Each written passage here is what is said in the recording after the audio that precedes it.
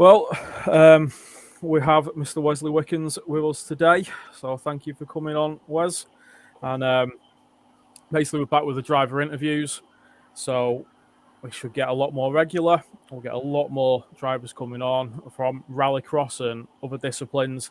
So, make sure you hit the subscribe, give us a like. And if you get any questions for future ones, we'll let you know when they're coming up. So I don't carry on too much.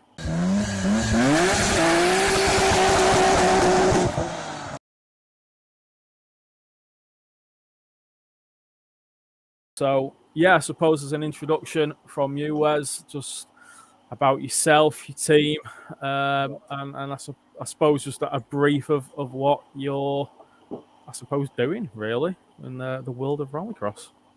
Well, the team-wise, it's basically anyone from the family.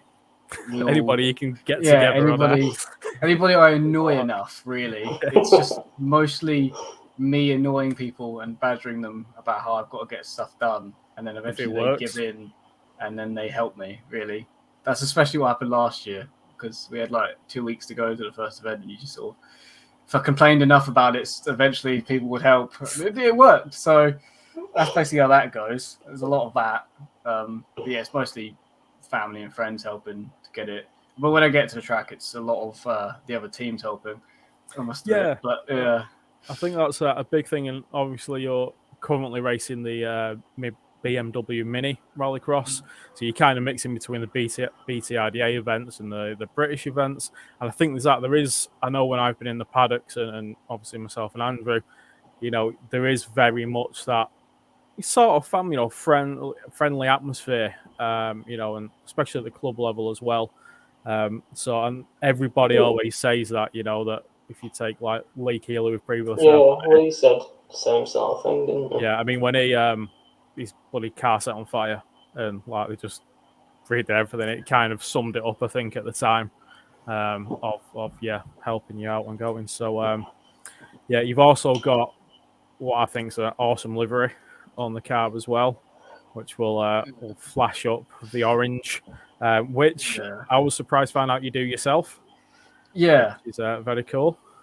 Yeah, it's the way of trying to save as much money as possible is to do it yourself. But I have to have orange on my cars. It's my favorite color. I was going to say, is there a particular reason for the orange? Is it just that you like that color, or? Well, I eventually worked out that growing up, we used to go racing as a family, and I would always be there at the track, and you would notice as a kid that the marshals are wearing orange.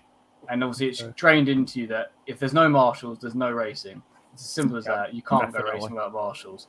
So as a kid, I just liked orange for that reason, and eventually now it's just evolved into I absolutely adore the color, and obviously adore marshals because you couldn't do it without them. Absolutely. But yeah, I like the color for that. And I think Force India at one point they had a lovely color scheme with orange in it.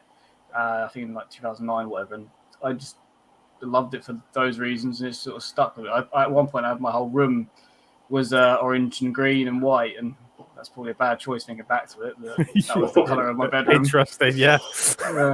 But that kind of, I suppose, nicely brings us in as well. So, what was your sort of upbringing around sort of cars and motorsport? Did you have? I mean, it sounds like you definitely had an influence there. Yeah, growing up, my stepdad was doing saloon car racing. We started off doing sprints and hill climbs, and then all I remember is sort of the saloon car racing. I think he did it from like 2000 to 2010. So I would always remember like every other month as a kid, we're going racing. There's a race car in the garage. We're going racing, and we went to like Snetterton's, Lydden, Silverstone, and Brands, and camp there, and just grew up around the track. And apparently, I was always playing toy cars, watching the racing. Just grew up around it. Didn't know anything really about it as being a kid, but it was just absolutely. You just went and got to watch some fast cars and love life, and it was fantastic because you got to say as a kid, "Oh, I've got to go to the dentist," when you're actually bunking off to school to go racing for a weekend on the Friday. But yeah, it was good. But yeah, it all stopped in 2010, so it was a bit annoying because our family ran out of money, which it's not really shocking when cars are expensive and it's racing. But yeah, exactly. It's not always an easy one, I suppose, as well. When you're going in different levels as well, if you've been doing it a while and you're always striving for that next one, it's plus of the 2010 there was that big recession around that area as well. I think that was the part that may have. As a kid, I had no idea. I just knew it was stopping. But I think that was the reason. Yeah, I'm old enough to remember it because I was made redundant twice in 4 months and spent all of my first redundancy money. I went, oh, that was a bad idea, wasn't it? Oops. So yeah, I remember that. So obviously you had that big influence then, but what kind of, I suppose, gave you that all of a sudden, right, I'm going to go and race now? I mean, did you do anything as a growing up, or was there anything before the Rallycross? I remember at one point I watched. There was the thing that got me to like Rallycross was Top Gear. They did the little Top Gear special in, I think it was 2014 or whatever. And I remember watching it and saying, "Oh, there was Lydden was on the TV," and I'd never seen Lydden on the TV, and I was just so shocked to be able to see a place that I'd been to as a kid on TV. And I learned about Rallycross through there, and then I started watching the World Rallycross and like the dirt games, the dirt rally games. Yeah. I remember I brought Dirt Rally 1 because it had the old minis and it had Lydden, and that was enough to make me buy the game and just do that because I thought it was awesome. So I started getting into racing Rallycross on there as well, and it was just sort of started to love it because it was just so much. There was a lot less to worry about. It was just you just go in and race. Really, there was no obviously setups, but you just sort of race for 5 minutes with your friends, and then the next race was in a couple minutes' time. It was quick and sharp and a lot more fun. And the community especially online with Dirt Rally 1 and Dirt 4 and stuff like that was I found quite fun, quite nice. Yeah, I suppose actually as well, kind of segued into the eSports kind of thing. Obviously, you've done quite a lot of that. You still do quite a lot of that. Yeah. So obviously recently you've been doing the ridiculous 24-hour stuff, which obviously your Twitch, which we'll link below, you on there, which, I mean, have you, I suppose, obviously growing up, you kind of obviously into games, but I think now as well, the more seriousness of sim racing and what have you is kind of coming along. So have you found that as, maybe not necessarily helped you as such, but maybe in terms of, thinking about what you're doing when you are driving, if you found any sort of crossover at all? Yeah, I see it's weirdly enough, I think sometimes it could be hard. It's maybe harder on the sim because with driving on the track for real, you've got a lot more to go off of. The bumps, obviously, you can feel them and they hurt a bit. It's not very comfortable, but it gives you more information than the wheel does. A lot of the sim stuff's done on visuals, and I like patterns for a lot of stuff on like Dirt Rally and stuff. I had the racing line to me is like a pattern. You brake at certain points, you downshift when you pass certain objects on the track and stuff like that. So it's easier to get in a pattern, but with driving on the track, there's not exactly that such pattern. You can try and find it, but the braking points and the racing line completely all the same. There's no real change there at all. It's just a feeling you've got a lot more of, and obviously it costs a bit more money. Well, depends on the sim you've got, but yeah, it hurts a bit more, and it's more adrenaline because you're in the car and anything could happen. It's great, but for you can still get that with the sim racing. I've had quite a few races and a lot of times where I've had my heart sort of in my throat because things have got a bit intense, but I don't think it's definitely not the same, but it's good. It's good fun, and it has helped me learn definitely the racing line and the brakes, and obviously it all changes depending on the car, but you can adapt quicker. And also, I think I haven't really done much yet, but the racing in general, like door to door, with the sim racing, you obviously do a lot of races a day, so you get a lot of I know how I drive and how I race. So when I will race other cars, I know what to expect, what I'm going to do. I've been in the situation before on a sim, but I've been in the same mindset before. Yeah, I think that's quite interesting. I know it's something that you were saying, Andrew, once it that even just on the recent track day, you kind of the increase in the sort of sim stuff was giving you more of a thought about where am I putting my car in relation as well to other people on track. Now, obviously, you've got so many other factors going on and in racing, but I think it is interesting to see that development, and now, especially with the with the engines that are running the games, if you take like the likes of iRacing and ACC, the realism in terms of the driving's come on so much. I know I was quite surprised because I was used to, very dodgy graphics with it didn't really matter what you did, you could just smash into something and you carried on. And then when I Andrew kind of got me back into it a little bit, and I was like, oh, this is quite different. It's actually feels like something now.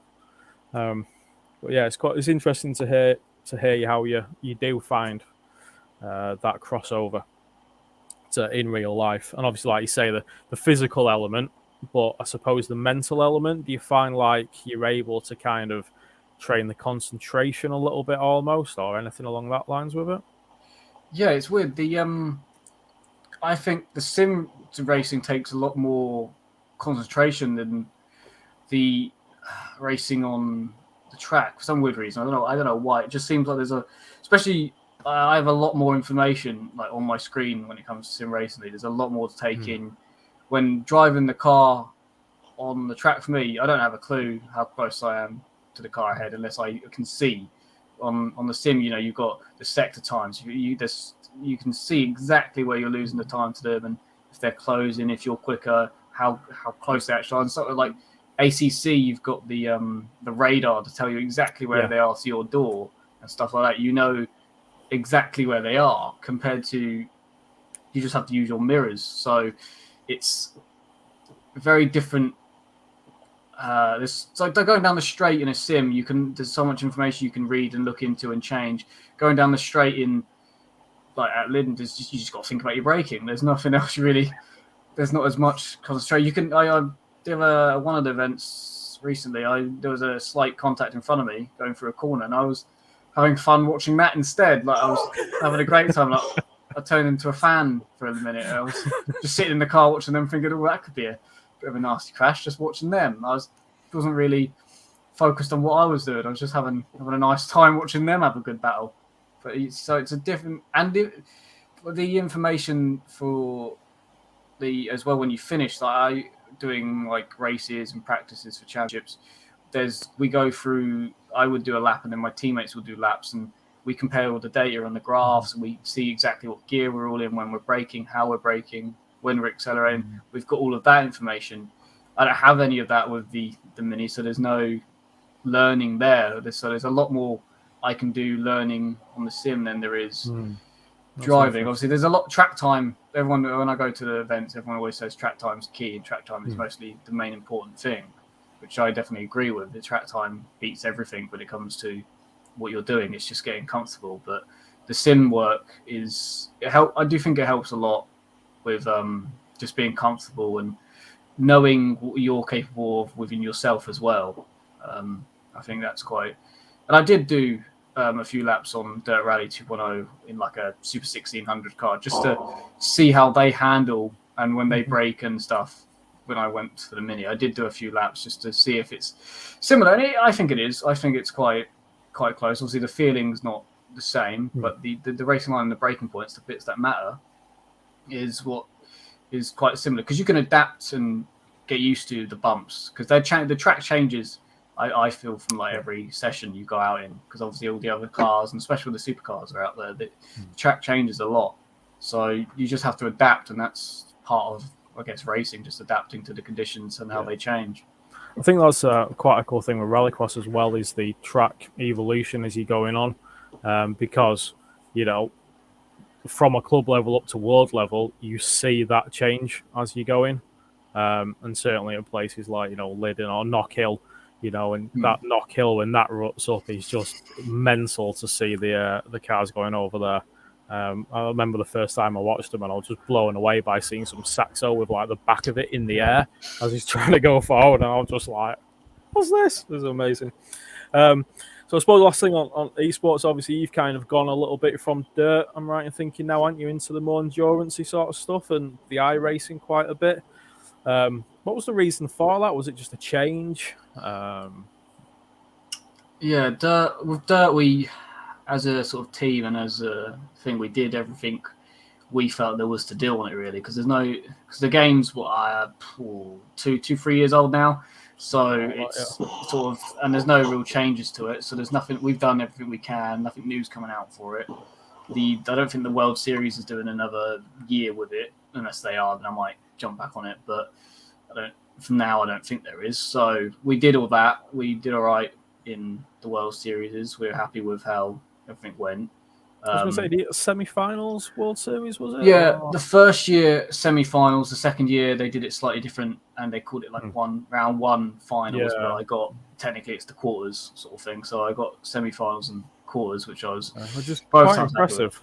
Yeah, really, really impressive. I think the amount of people going into that was very good. The qualification I feel was some of the hardest bit, because it was like 3 rounds, so around a week.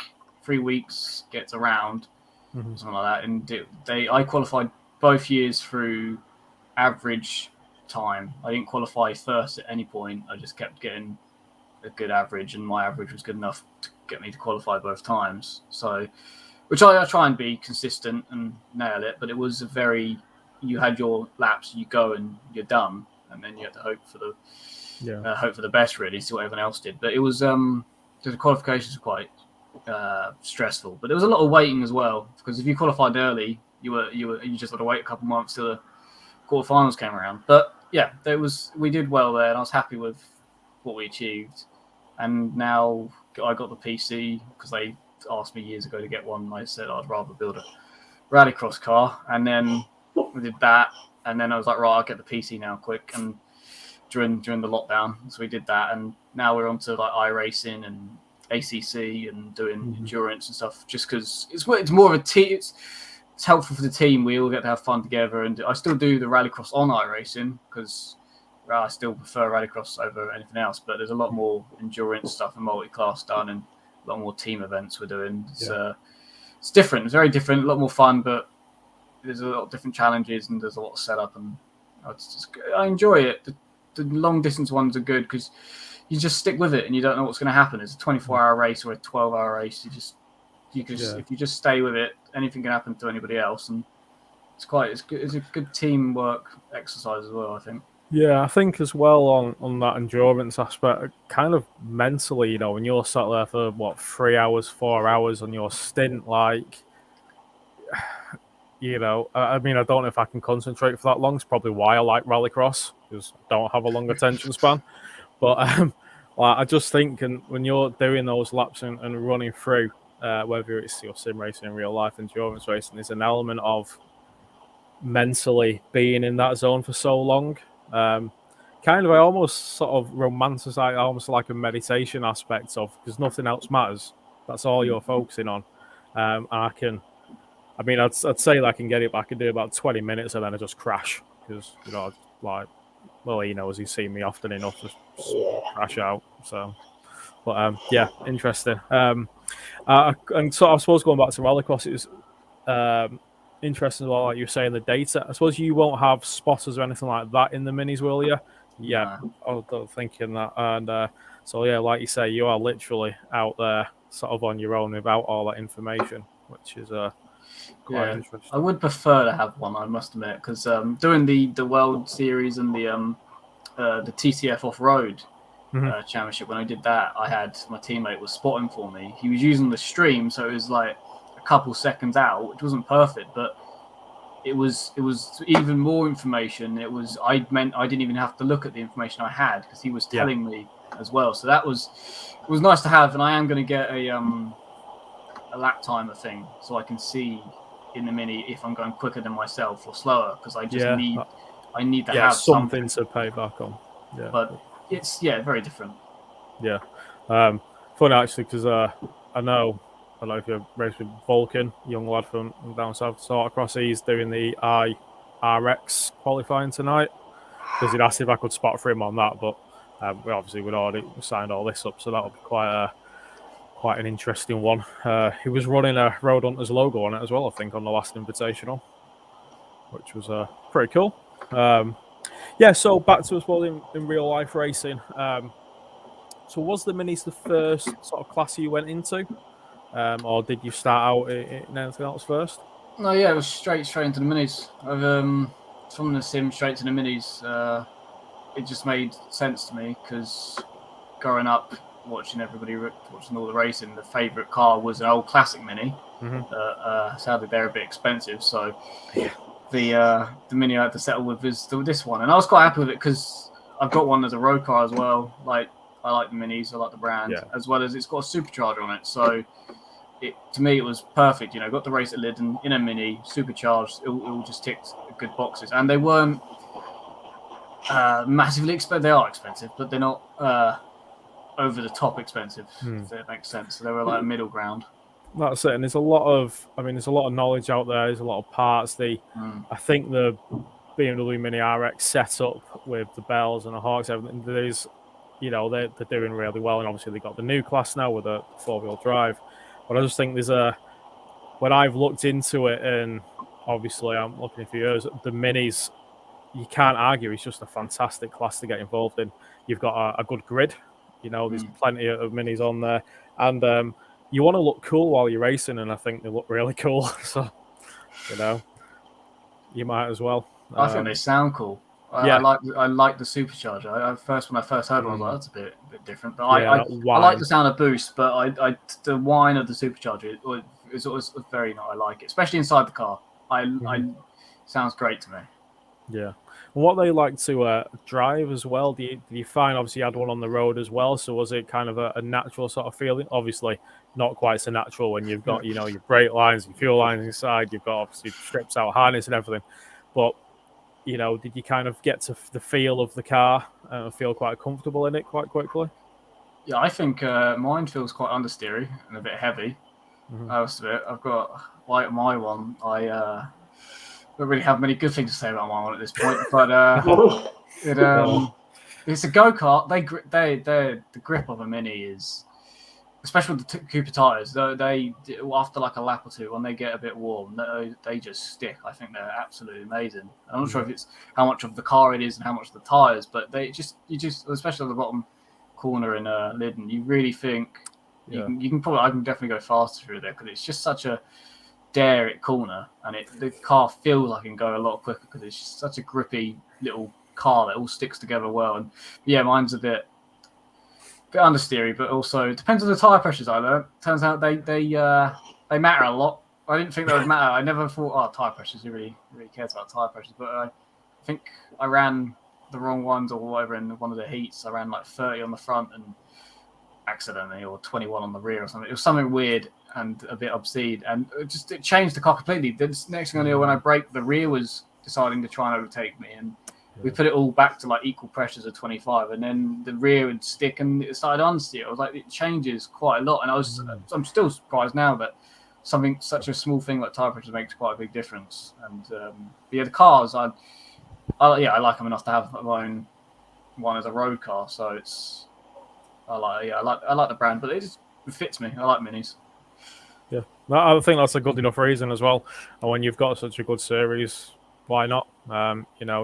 It's certainly been one that gets a lot of praise. It's been growing, and getting the opportunity, I think, as well, to race not just in the BTIDA but also in some of the British meets as well. I think, you're getting such a good series there. I think they've done very well with that, which is really, really good. I know.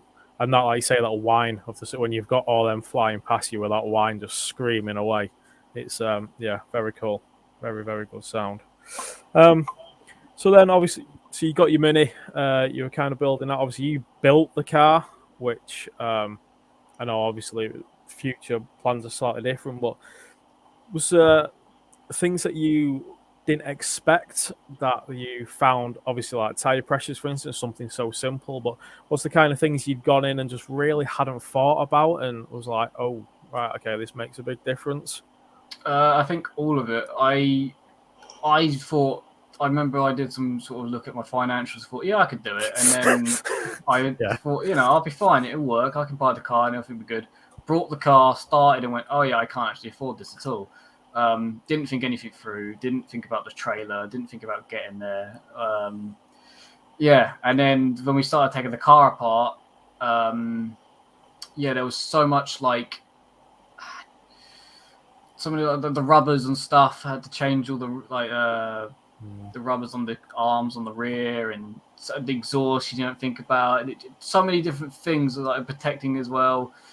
You sort of think, oh yeah, roll cage, fire extinguisher, all the cars. You get all them now, and you don't really try and not to worry about things. But I remember we put it back together wrong.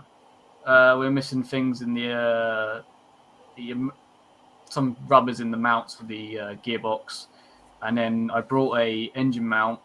I thought, an upgraded one, sort of newer one, so it'd be good. And it was right, but the bit that it goes with was wrong, and I didn't have a clue till I got there, so that didn't go well.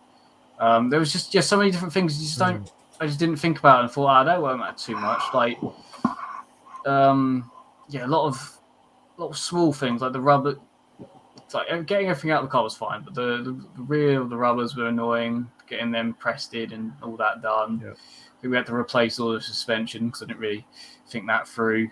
The clutch, I just put a new dual clutch in it, not thinking that was make a difference. Turns out you need a single mass, otherwise you can destroy the clutch, which I have. There's just so many little things you get from just doing it and learning from experience. But jumping in and building the car wasn't the smartest thing, but we gave it a go and it worked. We were happy that it worked, but it wasn't the best. But I just was impatient and wanted to get out there. But it was there was a lot. There's a lot of just small details you wouldn't think of. Yeah, I suppose that's it. There's you've got that difference of, like myself with a BMW, you're kind of building that road legal track car, or like Andrew the Fiestas. But then when you're taking it up a notch to not just a race car, but a rallycross car, and like you say, there's so much protective things you got to think about as well, because you are, you're doing quite an extreme motorsport, really. The amount of kind of, you'll think you've got this list, and then you'll get through it, and okay, we need another few pages now. Yeah, I've done that. But I think, as an experience, although probably incredibly stressful, and like you say at the time, it's still something to look back on, which is quite cool. And obviously moving forward with the car, a few minor issues this year. With it, I suppose. But obviously moving forward, you're looking at, so you're staying in the mini class, but you've got obviously plans developing. Do you want to talk about those plans? Or? Yeah, they keep changing, I must admit. It's been an interesting year, because now I haven't thought this part for either, because the car is it's in the garage now. It's sitting there. It's sort of doesn't turn on, but it's all right. We could try and fix it. We will fix it, but it's had such bad luck with it that it's like, all right, start anew. What did I do? I got an engine, put a rod through that engine and destroyed my radiator, which I actually was a bit lucky, because I was going to buy a Mishimoto radiator and put that in the car, but they were out of stock in the end, so I never got it. So I had to buy a different one, which was half the price, and then I put a bit of my engine went through it anyway, so it saved me a bit of money, I guess. But it's that car is now going to be started again, completely stripped out again, and we're going to get a new one, and then we're going to sort of carbon copy that one, and then change things slightly to what we think we should do, which is an issue because I don't have room for two cars, so I haven't really thought this through. My family are a bit like, what are you going to do? And I'm like, I don't know yet, really. I don't have an answer for you. So, not exactly certain the plan, but get the other car, and then I'm going to wing it, I guess, because I'm going to have to tell them something. I'll put it back together, I guess, and then keep it and see how we go with both of them, because I'm greedy, I guess. yeah, there's quite a few different plans to eventually. If it all goes well, then possibly slowly move up to the super modifieds in the Mhm. So even though we're already in super modified speed, the RDA, but move up past the regulations of BMWs and Minis and be in the actual, like Todd Crooks is BMW. Yeah, because he's running the turbo on that, and quite nice bit of kit. Very nice. It's absolutely awesome that. So not to that extent maybe, because that is probably quite a bit of money, but that will be eventually the plans. But if everything goes right, but I mean, I'll probably just for now build the other car back up. I have two, and then see how we go and try and actually survive. Yeah, I mean, I think because you've already built it once, you're now getting a car which has been a little bit more proven, and you kind of know that the basis of that car is sound, and like you say, being able to have a look at almost reverse engineer some aspects, put your own twist on it, how you feel, because every driver's different at the end of the day. I think that will be quite an interesting, and quite an exciting path with that. Interesting as well. You're thinking eventually into the super modified, which I think as a class, the sort of the 2-wheel drive classes like the super modified, super national, or whatever you are, the mix of cars you can get is just so incredible. You can go from BMWs and XEGs to 206s, Astras, Fiesta. There's so many different types of minis that it's and not just different types, but different front wheel drive to rear wheel drive, all that type of stuff. So I think that's a very cool move to have moving forward, and look forward to the rebuild. We'll have to we'll have to come and see a few years in the making that one, because I'm not going to rush that at all. Time around. No, I think that's it, and it'll be very good to see the outcome of that. So we're going to stop it there today now with the interview with Wes.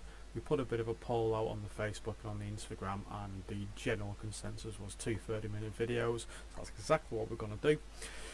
So thank you for watching. Hit the subscribe, click the little bell there, hit a like, because we'll have the second part of this out on Monday now. There's a lot more to talk about. It's really, really fascinating to talk with Wes. We want to thank his sponsors, we want to thank his family and his team there for really helping him, get through the racing, because that's what it's about, club racing. This is all what we want to do, and we're very, very pleased with that. So, like I said, hit the subscribe, get a bell, hit the bell, don't get a bell, weird, and look forward to Monday when we upload the second part.